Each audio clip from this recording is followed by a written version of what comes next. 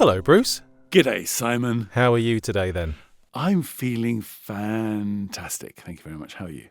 Jolly good. I am feeling all right. And hello to everyone listening to us. We hope you are all well. Welcome to another episode of Factoraly. What is Factoraly, Bruce? As if anyone out there didn't already know. Factoraly is two twits talking about tripe. I'm trying to think of an adjective that begins with T in order to finish that sentence off. True. Very good.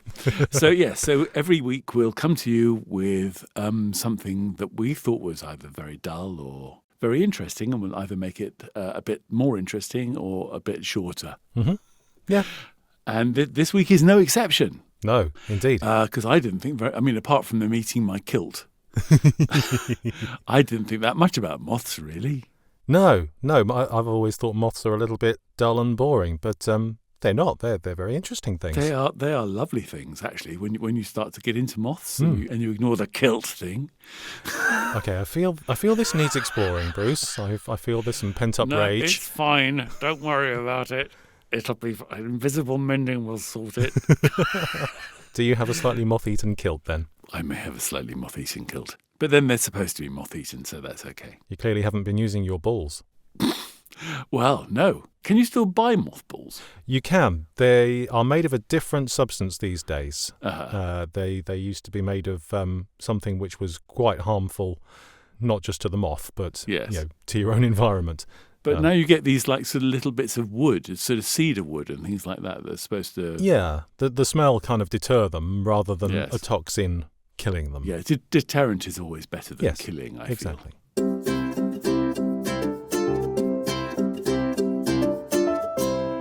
So tell me about the origin of the word myth. Myth?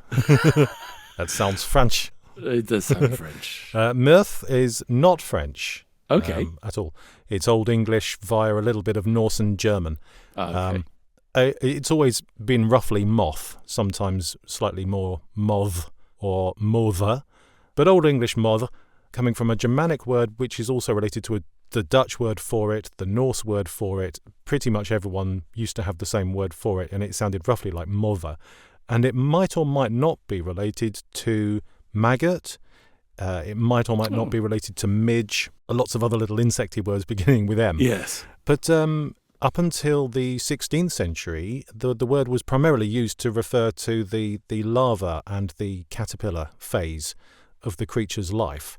Okay. Which is why you get moth-eaten, because this has always bugged me. Bugged. Very nice. Moths, the flappy things, don't eat your kilt. Right. The larvae, the little things that turn into It's always moths. the children. It's always the children. Those are the things that eat the kilt. So it's always bugged me why they're called moth-eaten, not larvae-eaten. But that explains it, because up until a certain point, moth or mother referred to the larvae. Okay. I found a fantastic word.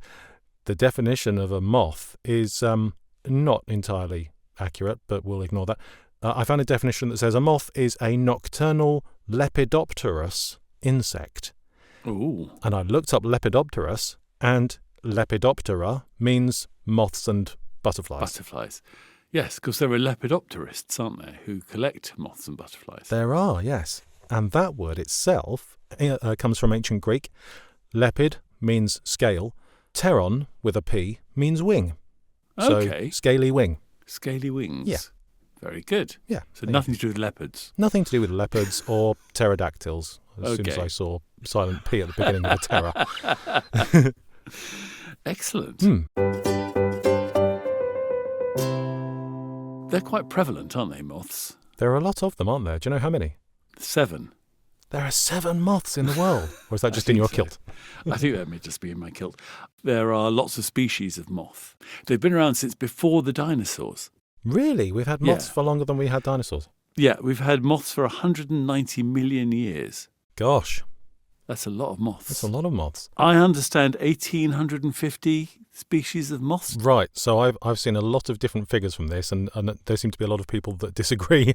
Right. According to different reports, there are somewhere between 150,000 and 250,000 species of moth. Isn't that mind-blowing? Huge. It's phenomenal. Compared to only 20,000 species of butterfly. Yes. So there's like 5 times as many. Butterflies. Who needs a butterfly when you've got a moth? Exactly. That is a lot, isn't it? It is a hell of a lot.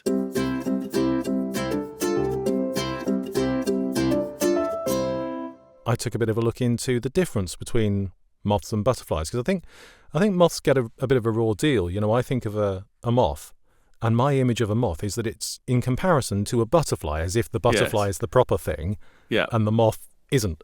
You've got a brown dusty thing, little brown dusty thing as a moth. That you only ever see at night. Yeah, and a beautiful coloured, exactly, extravagant thing. And that is largely true, but there are exceptions. There are very, very colourful moths that fly during the day, and there are some very dull butterflies that only fly at night. So that is largely a true difference, but it's not exhaustive. But one of the main differences is also in the antennae. Okay. Butterflies have sort of thin stalk-shaped antennae with a clubbed bit on the end. Moths don't. Theirs are usually a bit thicker, often hairy and fluffy. A butterfly generally speaking, rests with its wings closed and vertical off its back. A moth rests with its wings open. So yes, those are kind of roughly the differences, but it's only quite rough. Moths are really, really important. I mean, they are one of the biggest nocturnal pollinators that we have. Really? I mean, there's bats. We talked about bats in our episode on bats, Yes, and bats are also nocturnal pollinators. Yes. But so are moths. Huh. And they go to flowers or flowering plants that open their flowers at night and service those flowers at night. Now, isn't that interesting? I didn't think to question that when we were talking about bats, but it's just popped into my head.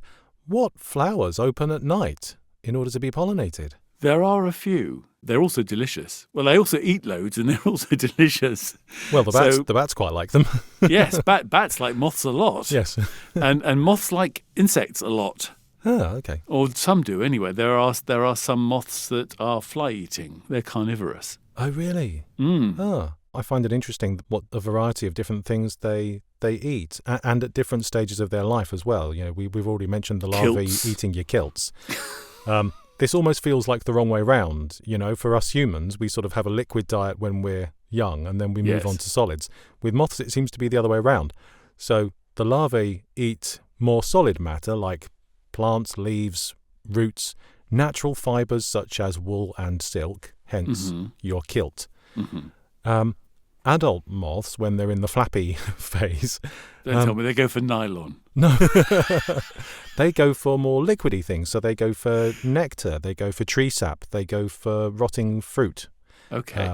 With their proboscis, which is one of my favourite words. It's a good word. That long, tubey drinking straw thing. Yes. So yes, they sort of go from a more solid diet to a more liquidy diet as they're older.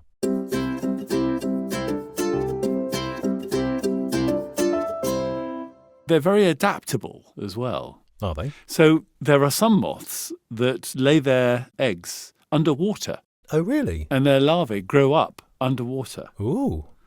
There's a thing called a water veneer moth. Okay. Which I like. I like the idea of a veneer moth. Yes. Feels like it should be polished. Yes. So they lay their eggs underwater, and then the eggs hatch, and the larvae sort of live underwater for a bit. Oh. And then they sort of, when they come out of the water and they turn into moths, they then become sort of airborne. How interesting. And then there are other moths which look like shit. I mean, you know, we all look like shit from time to time. But there are camouflaged moths. Oh, they actually look like feces. And they actually look like bird droppings. Oh, really? So Wonderful. the things like hornets and stuff don't notice them and things. Yes, okay, yeah. There are some moths that have eyes on their wings. Not proper eyes, but wings that look like eyes. Oh, they're patterns, yeah. Yes. And then there's the buff tip, which I love this. The buff tip moth actually looks like twigs. Okay. A bit like a stick insect, but it's got like twig shapes on its wings. Oh, wonderful. That's great. Yes, they are quite good at camouflage. There are a number of moths that look slightly waspish. Yes. They sort of have yellow and black stripes. There's one particularly called the hornet moth.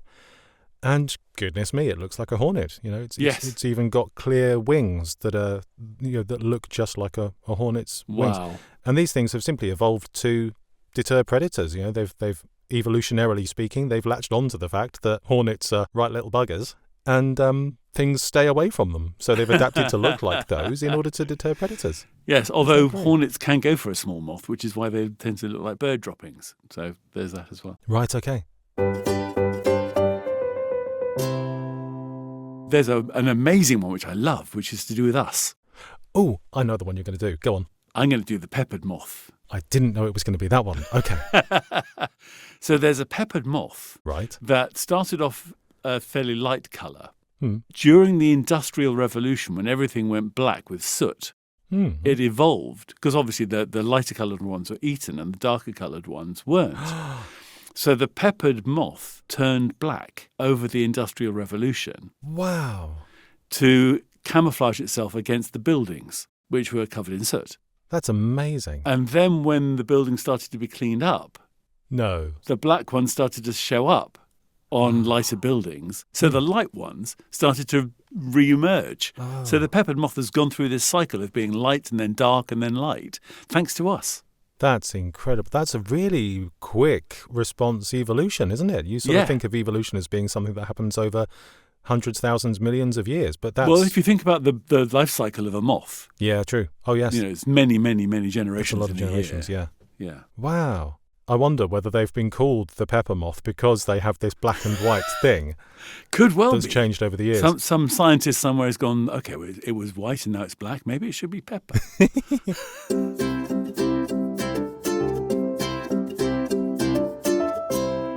The one I thought you were going to mention was called the death's head hawk moth. Oh, hawk moths are lovely. Hawk moths are great. This particular one, the death's head hawk moth, it has a pattern on its back that looks a bit like a human skull. As far as I can tell, that's not an evolutionary thing that it uses to deter predators, because other predators don't care that it looks like a human skull. That would be irrelevant. So it's just us putting our impression on it. But yes, it looks menacing. So it's got this thing sort of on its back in between its wings that looks a bit like a human skull. It emits a high-pitched noise when it's threatened, which sounds a little bit like a tiny scream.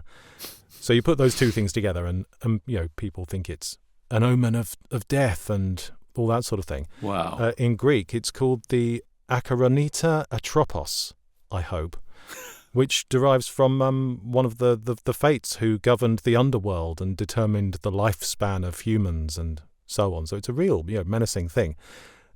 And that's actually the moth that appears on the artwork of Silence of the Lambs. Oh, wow. Covering over the person's lips. Yes. So that's a death's head hawk moth. But hawk moths are great. They're actually one of the moths that migrates. Oh. So we get hawk moths in the UK that have come from North Africa. Oh, really? And from Southern Europe. They come all the way up to England or to Britain for a holiday. Wow. So they don't actually sort of spend the larvae phase here? No. So they're eating sort of Greek tunics. Keeping their hands off our kilts. I discovered what I think is possibly the cutest, most adorable moth. It's called the rosy maple moth, which sounds adorable already. And it's pink and yellow. It looks entirely made up.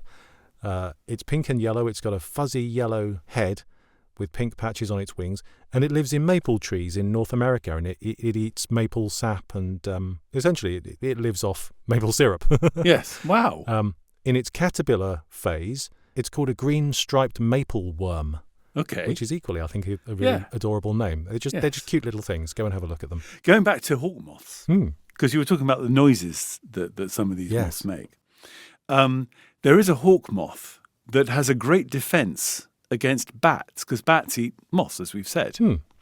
So how can you defend against a bat? Well, bats use ultrasonics, don't they, to find their prey? Yes, they do. So there's a hawk moth that plays an ultrasonic song by rubbing its genitalia, which deters bats. Basically, it acts like a jamming.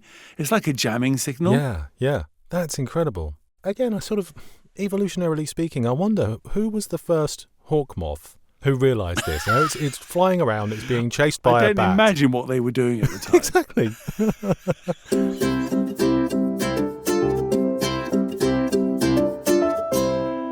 There's also a mandolin moth.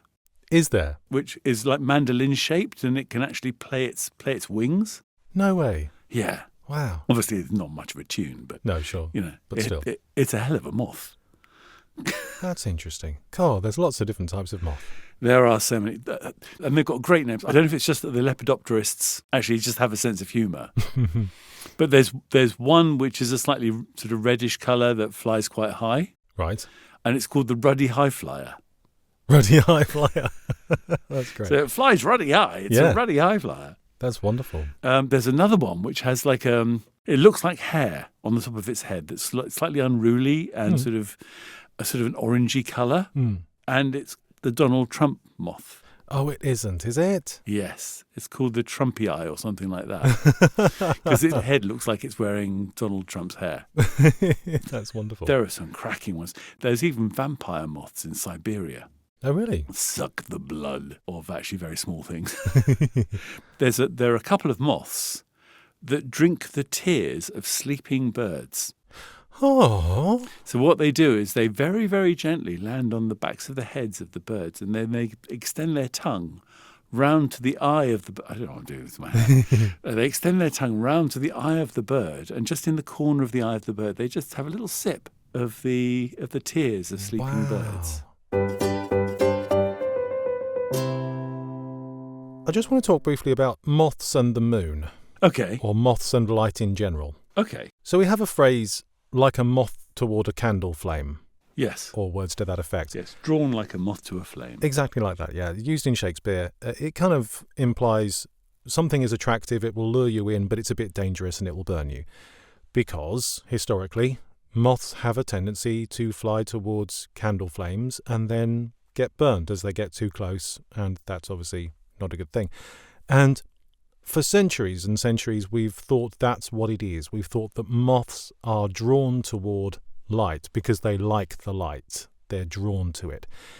Turns out they're not. It's essentially accidental. So when a moth is flying at night, it uses the position of the moon to keep itself level.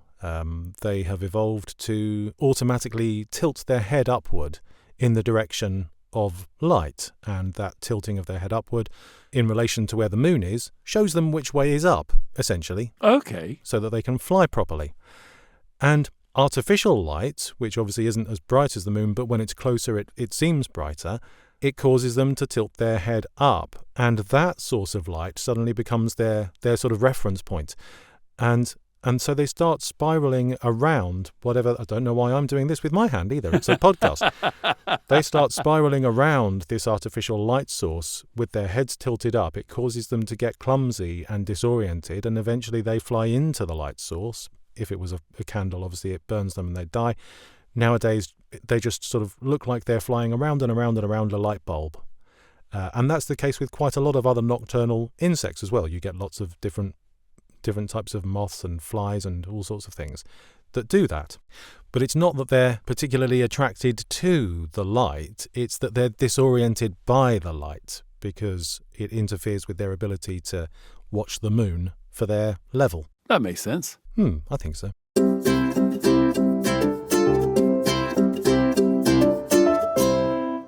I had a wee look into the production of silk. Oh. This isn't really anything I've ever thought about looking into. I just accept that silk exists. Silk is a naturally occurring substance produced by silkworms. The most prevalent type of silkworm is one that grows into a moth called the silk moth.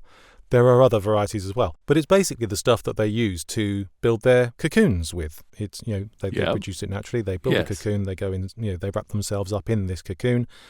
They turn into the pupae stage, and then they emerge as a moth.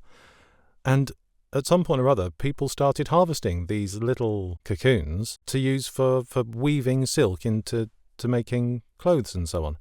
And I hadn't really realised the process of it, but basically it's I don't want to say it's totally inhumane, but people harvest these cocoons, so they feed the larvae on mainly mulberry leaves. Yeah. For whatever reason, they seem to be a good source. And they have thousands upon thousands of these things feeding on these leaves. Yes. They all wrap themselves up in a cocoon. They harvest the cocoon. They drop it into boiling water in order to loosen the fibres, in order to make it into a thread, in order to use it. But in doing so, they kill the pupae in the process. They don't wait until it hatches and emerges as a moth, because this is why silk isn't vegan. Yes, exactly, yeah. And I hadn't realised that. I didn't know that was a thing. But if they do wait for it to emerge from the cocoon, it breaks the fibres. It breaks the long continuous thread. So they boil them whilst the thing is still in there. And it takes so many of these things to make silk. I found a statistic that says it takes between 1,500 and 3,000 cocoons to produce 1 pound of raw silk. Yes. This is one of the things that you weren't allowed to bring out of China. Was it? On the Silk Road, which is named after the fact that that the Europeans stole pupae of silk moths and brought them to Europe. Right. Because the Chinese were very keen that the Europeans didn't get their hands on Chinese silk. Oh, I see. Obviously for trade purposes. Yeah, of course, yeah. I found that there's something called ahimsa silk or peace silk. Right. And that's made by waiting for the moths to emerge naturally and then harvesting the silk. But because it breaks the cocoon, it breaks the structural integrity of the thread, so it produces a lower yield and a much higher cost. Yes. What's the biggest moth you can think of? Well... Is it an aeroplane? That's not where I would have gone, no. Is it a tiger moth? Oh, very good. There are tiger moths that are moths. Oh, so the tiger moth plane is actually named after a type of moth? Yes. Oh. Made by the de Havilland Aircraft Company. Yes, indeed. Designed by Geoffrey de Havilland. Operated by the Royal Flying Corps and the Royal Air Force. And basically they were used to train. I mean, you see pictures of people flying tiger moths in battle, and they did do that. Although that was more gypsy moths or cirrus moths or genet moths, or moth majors. There's so many moths. But they're actually mostly used for training purposes. Right. Because they were two-seaters. So the pilot was sitting in the back seat and the trainee was sitting in the front seat. Yes, I can picture that. The problem was that the engine was very tall. So for the trainee to see over the engine to see where they were going was quite tricky. Yeah. So what they did was they inverted the engine so that it actually didn't stick out quite as high up the aeroplane. Right. And then they had to produce a kind of a way of pumping the oil up. Oh. Normally oil falls down, so they had to pump the oil up into the bottom of the engine, if you like, for it to kind of drip through. Yes. So they're fascinating things. And I've actually been up in a tiger moth. Oh, have you? I have. Wow. I was at a car thing, and then suddenly this whole flight of tiger moths, tiger and gypsy, both landed on the field next to where we were looking at cars. Huh. And the pilots all said, would you like to come up for a flight? So my we all goodness. just said, yes, please. I went up for a flight. It was amazing. That's But the other thing is that they land on their tails, tiger moths. So you know how normally you see an aeroplane, they sort of land on the front wheels, and then the back end sort of goes down after it started to slow down on a runway. Yeah. With a tiger moth, you land the other way. You land like back end first and then plonk the front wheels down. Oh, right. Okay. How interesting. So both a tiger moth and a gypsy moth are actually both types of moth that the planes are named after? Yes. I'd never really put two and two together there. So the reason why it's called a gypsy moth was because it was actually used on ships, because you can actually fold the wings up so that it would fit on a ship better. Oh, that's fantastic.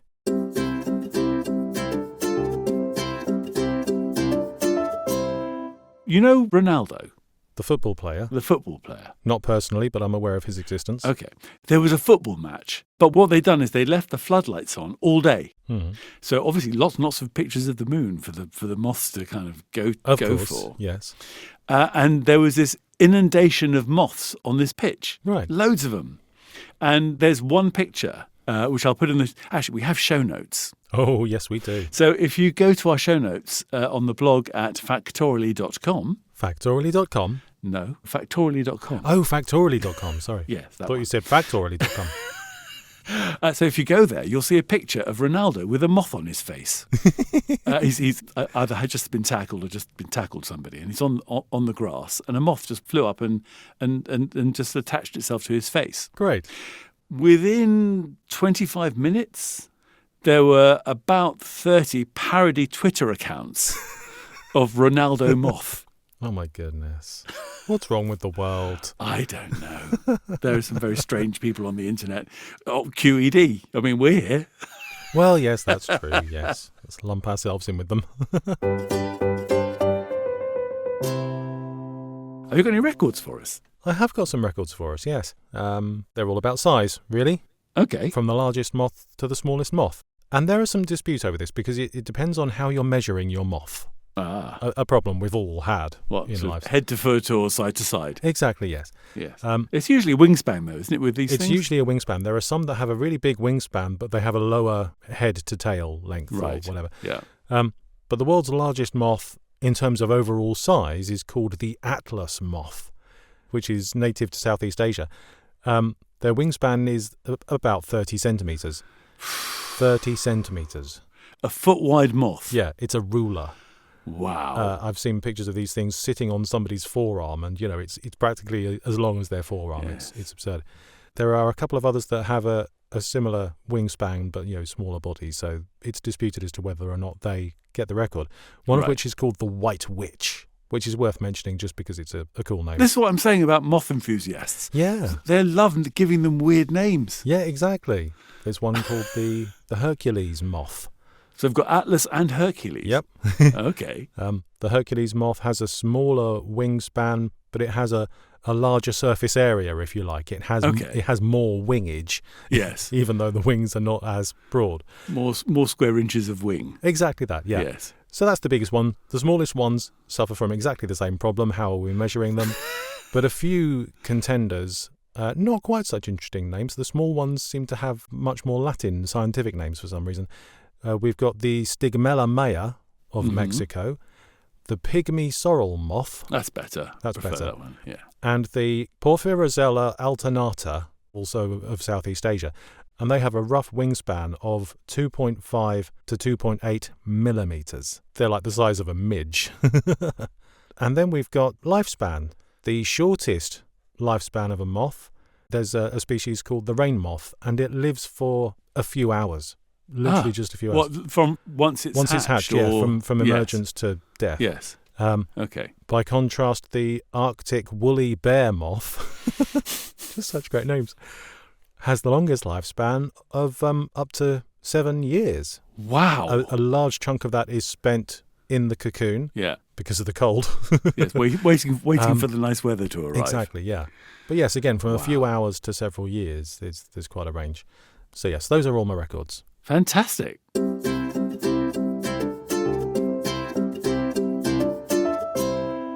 you know what? I really like moths. I do, yeah. I think they're interesting. They're welcome to my kilt. You should buy a spare kilt just in order to let them have it. Maybe I should. Or maybe I should just buy a nylon one if they're not into the man-made fabrics. There you go. There's an option. I think all of my moth-related facts have hatched and flown away. Yes, I have nothing fluttering by me at all. So what we would like you to do now is give us a review. That would be lovely. A 5-moth review.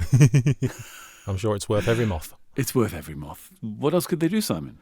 They could also tell their friends about this show. I'm sure you all have equally nerdy, fact-loving friends who'd like to tune into this and learn more week by week. Then there's subscribing on your podcast player.